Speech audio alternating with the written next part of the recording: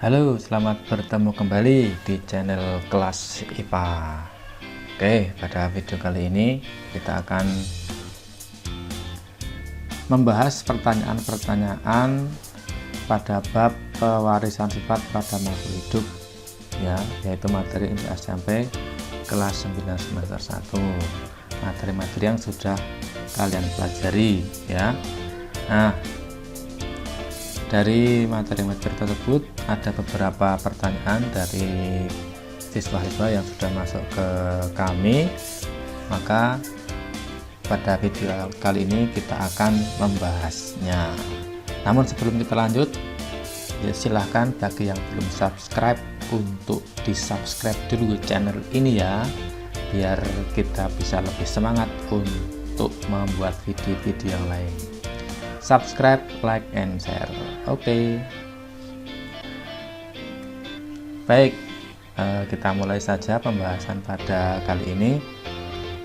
Ada beberapa pertanyaan yang masuk. Yang pertama, apa maksud dari kalimat pewarisan sifat pada makhluk hidup? Ya, ini bagus sekali pertanyaannya. Memang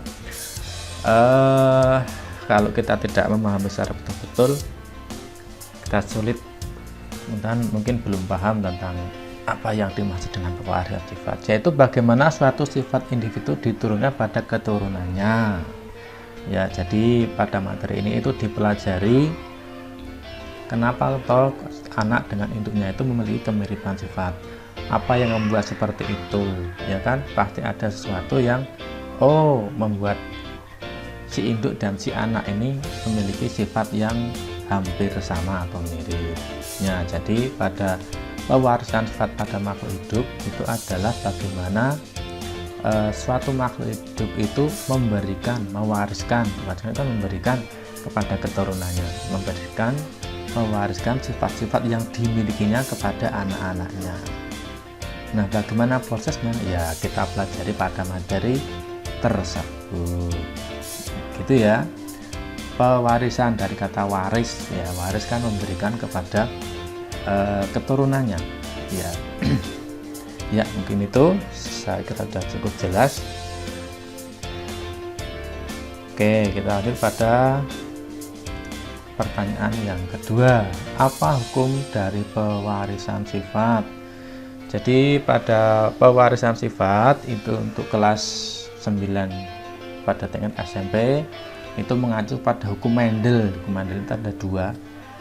Hukum Mendel ada dua, yaitu hukum satu Mendel, yaitu hukum segregasi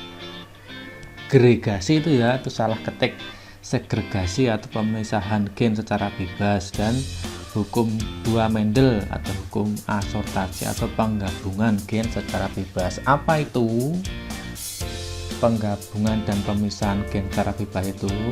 Nah, untuk lebih jelasnya bisa kalian baca sendiri di bukunya.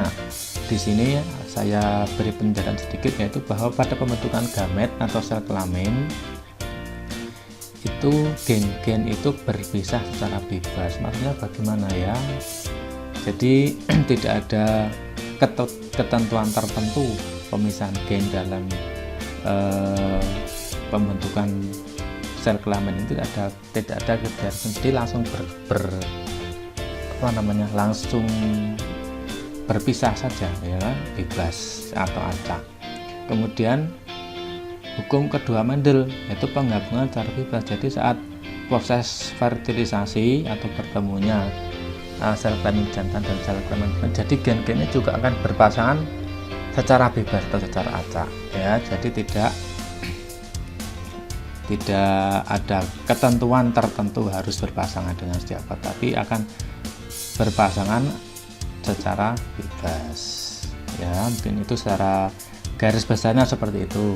Untuk lebih jelasnya sebenarnya silahkan dipelajari di buku gitu ya.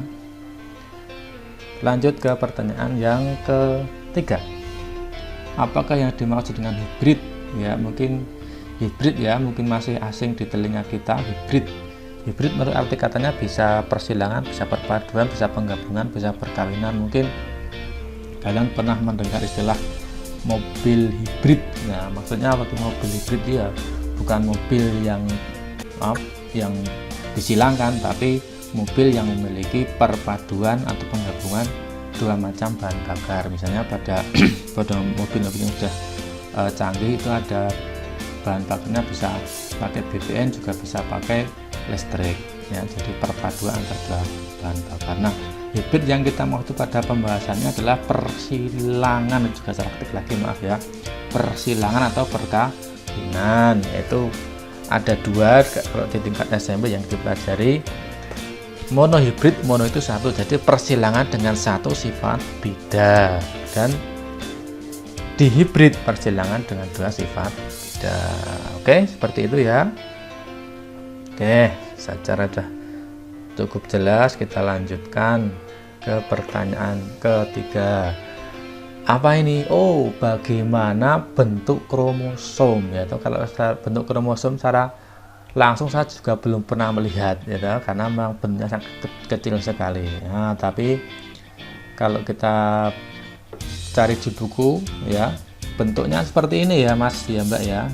Seperti apa ini? Seperti huruf apa, seperti gunting apa, seperti itu huruf X nih. Jadi bentuknya seperti ini, kromosom. Jadi kromosom ini adalah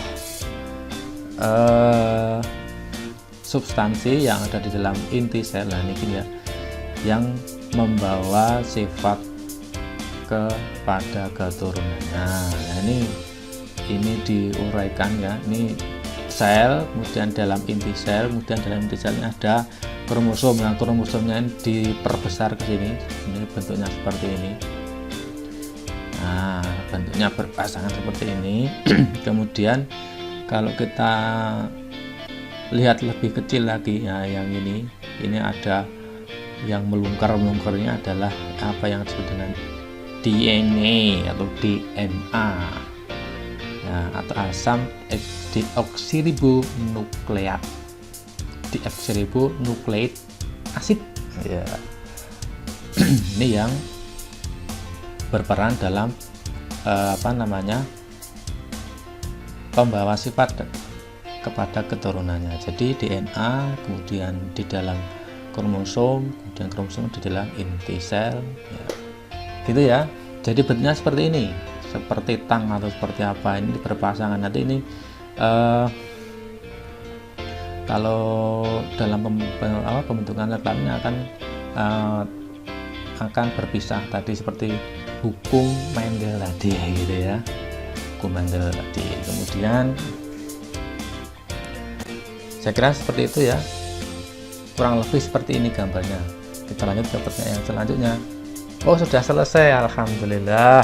Baik, mungkin itu saja video kali ini, semoga ada manfaatnya. Jangan lupa terus di subscribe dan terus dipantau video di channel Kelas IPA ini ya, semoga bermanfaat. Terima kasih.